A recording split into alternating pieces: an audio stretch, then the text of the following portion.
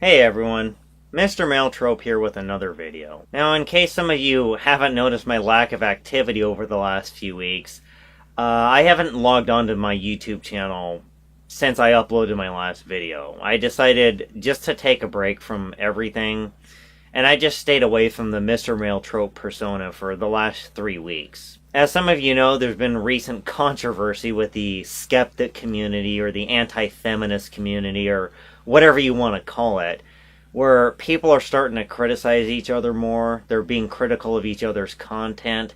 You're almost starting to see a divide amongst this group of people.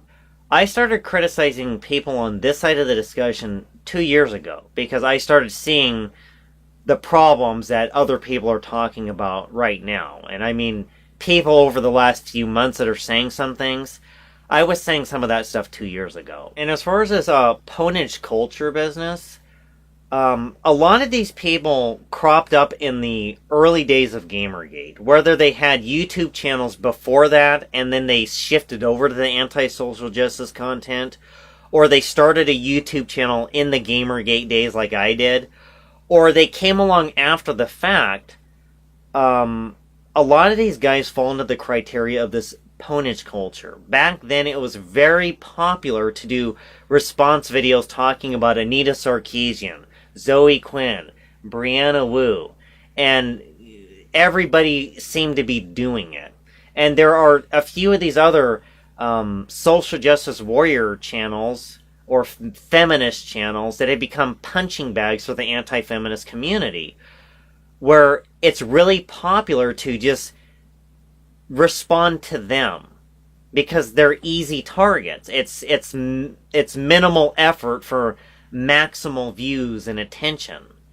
It's an easy way to build an audience, is to respond to these easy targets. Now, another reason I'm bringing that up as far as the punching bags of the anti-feminist community is I'm starting to see people who were very much a part of the ponage culture, people who are very much about going after the easy targets, that are turning around and starting to act like, well, I'm above all that.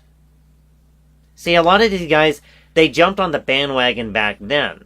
They talked about the same things, they talked about the same people, they responded to the same people. But now they're turning around and saying, well, I'm above all that. I'm better than all that, even though I was a part of that for many months.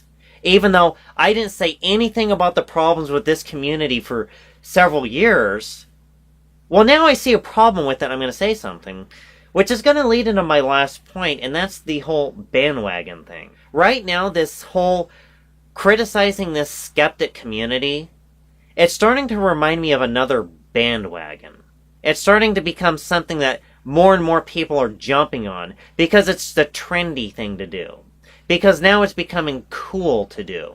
But the thing is, these problems have always been here. These problems have always existed. And a lot of the people that you may be criticizing right now, they were around 2 or 3 years ago. And I think I'm just going to leave it at that. So I'll see you guys in the next video.